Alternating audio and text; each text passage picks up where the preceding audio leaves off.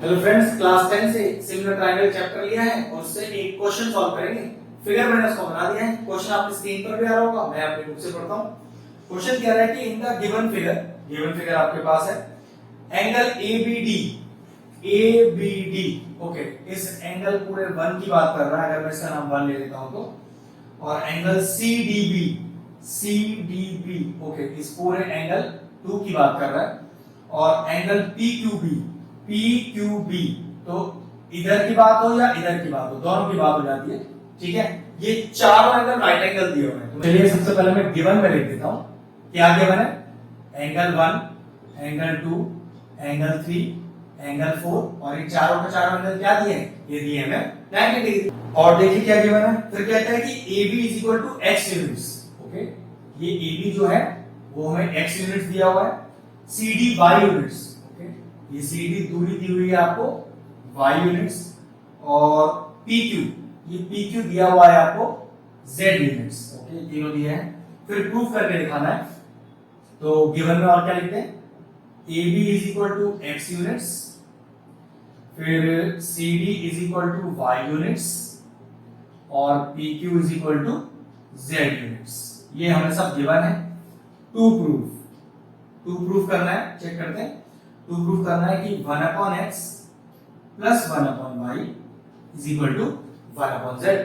एक अच्छा क्वेश्चन है, और ये वही बच्चे कर पाएंगे इस क्वेश्चन को जिन्होंने इस क्वेश्चन को एक बार अटेम्प्ट कर रखा है। वरना इस तरह के क्वेश्चन पेपर में अगर आ जाए बोर्ड एग्जाम में तो दिमाग चलाना इतना आसान नहीं है। तो चलिए इस तरह के क्वेश्चनों को पहले आपको करके दिखाते हैं। कंस्ट्रक्शन कोई नहीं है, डायरेक्टली प्रूफ स्टार्ट करेंगे, और प्रूफ से पहले मैं कुछ नाम लूंगा, अपनी तरफ से लेट करूंगा। ये दूरी A मान लेता हूं और ये दूरी B मान लेता हूं। ठीक है, अब मेरा कंसेप्ट कैसे रहेगा वो देखिए ध्यान से। और ये क्वेश्चन याद रखिए, मैंने बताया था कि इस तरह के क्वेश्चन अगर आपने ट्राई नहीं किए तो पेपर में नहीं कर पाना काफी मुश्किल होगा। तरीका देखिए कैसे स्टार्ट करना है। सबसे पहले लेंगे ट्रायंगल ABD बड़ा ट्रायंगल, और PQD छोटा ट्रायंगल, और दोनों करेंगे सिमिलर। देखिए ना, इन ट्रायंगल ABD, फिर समझ लीजिए, बड़ा ट्रायंगल ABD, छोटा triangle PQD, and triangle PQD, और दोनों को करेंगे सिमिलर।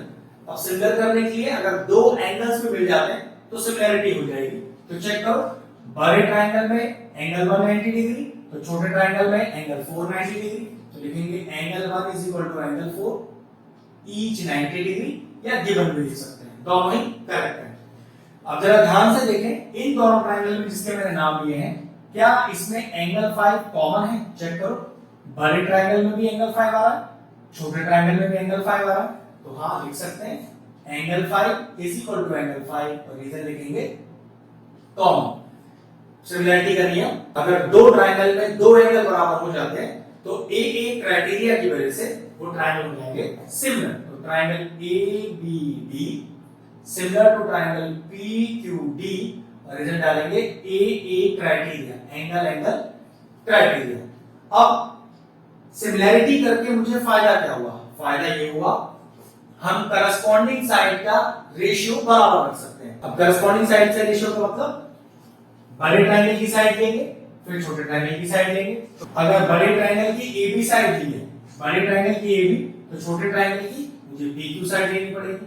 फिर देखो ध्यान से, बड़े ट्रायंगल की मैंने BD साइड ली है, तो छोटे ट्रायंगल की QD लेनी पड़ेगी। तो बड़े ट्रायंगल की मैंने ले ली BD, तो छोटे ट्रायंगल की मैंने ले ली QD। फिर देख लो, बड़े ट्रायंगल की BD, तो छोटे ट्रायंगल की QD। वैल्यू 50 आ गई इसमें। तो AB हो गया x, PQ हो गया z, BD हो गया A + B। ध्यान से देखिए, तो A + B, तो BD बराबर हो गया A + B, और QD ये कितना हो गया? ये हो गया B। दो साइड्स का रेशियो मैंने बराबर रख दिया। इसके लिए रीजन क्या डालेंगे? यहाँ पर क्या डालेंगे? If two triangles are similar, then the ratio of their corresponding sides are equal। ठीक है, ध्यान रखिएगा। अब जरा इसको रेसिप्रोकल कर लीजिए, और डालकर रेसिप्रोकल क्यों कर रहा हूं उसका रिजल्ट जब आएगा आपको क्लियर हो जाएगा। रेसिप्रोकल करेंगे तो z/x = b/a + b, और इसको मान लेंगे इक्वेशन 1। बिल्कुल इसी तरह से ट्रायंगल लेंगे CDB P Q B. Exact बिल्कुल सेम तरीके से सिमिलर भी करेंगे। देखिए क्या, इन ट्राइंगल CDB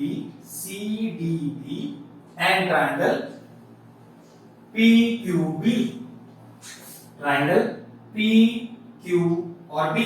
चलिए सिमिलर करते हैं। पहले चेक करिए, एंगल 2 बड़े ट्राइंगल में 90 और एंगल 3 छोटे ट्राइंगल में 90 जो हमने लिए हैं। तो angle 2 is equal to angle 3 और रीजन ईच 90 डाल सकते हैं, या फिर गिवन में हम ऑलरेडी लिख चुके हैं 2 और 3 देखो 90 है, तो गिवन में डाल सकते हैं। चेक करिए, ये दोनों हमने जो ट्राइंगल लिए हैं उसमें कोई कॉमन एंगल आ रहा है। देखिए 6 वाला, अगर बड़े ट्राइंगल की बात करें एंगल 6 आ रहा, और छोटे ट्राइंगल की बात करें तो उसमें भी एंगल 6 आ रहा है। तो लिखेंगे कैसे, angle 6 is equal to angle 6 common. बात पे वही, दो एंगल बराबर हो गए तो सिमिलर हो जाता है।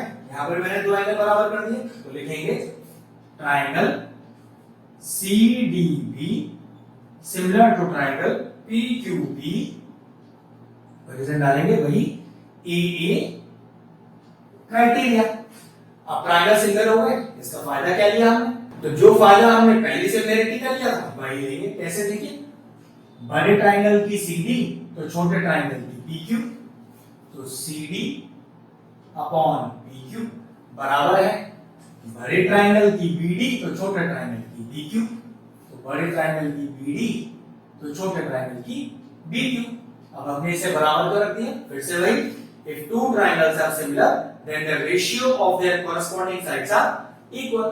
हम इनकी वैल्यू रखते हैं, चेक करिए CD कितना दिया हुआ है देखो y, PQ कितना दिया हुआ है z, BD चेक करिए वापस कितना हो गया आपके पास a प्लस b, और व्हाट इज BQ हो गया a।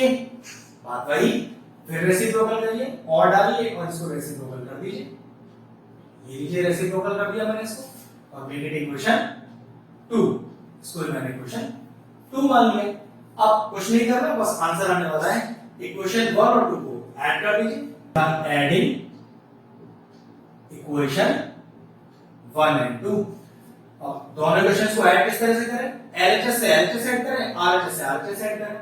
तो दोनों का LHS किया तो z upon x plus z upon y, दोनों का RHS ऐड करें, b upon a plus b plus a upon a plus b। अब देखो रेसिप्रोकल जो मैंने किया था दोनों इक्वेशंस को, उसका फायदा मुझे ये मिला कि रेसिप्रोकल करने से दोनों का बेस सेम हो गया। अगर आप रेसिप्रोकल नहीं करते शुरू में तो यहाँ a और b आपको डिनोमिनेटर में दिखते और एलसीएम लेने में दिक्कत हो जाती है। तो ध्यान रखिए वो रेसिप्रोकल इसलिए लिया गया था कि इसका ये बेस बराबर हो जाए। तो देखो जरा एलसीएम आ गया a प्लस b, तो ऊपर कितना आ जाएगा, जब एलसीएम सेम नीचे आता है तो ऊपर वाला numerator as it is copy कर दिया जाता है। यहां से चेक करो z कॉमन ले लो तो कितना बचेगा 1 upon x plus 1 upon y। अब जरा चेक करना ये कहीं न्यूमरेटर डिनोमिनेटर सेम तो नहीं है, a plus b cancel out हो गया। तो क्या बचा z into 1 upon x plus 1 upon y is equal to, ये कट के आया 1, z या मल्टीप्लाई में उधर जाकर कैसा हो जाएगा डिवाइड में हो जाएगा। ये कितना आया 1 upon x plus 1 upon y is equal to 1 upon z। तो ये था एक शानदार क्वेश्चन जिसमें सिमिलरिटी की गई और अपना रिक्वायर्ड आंसर निकाला गया।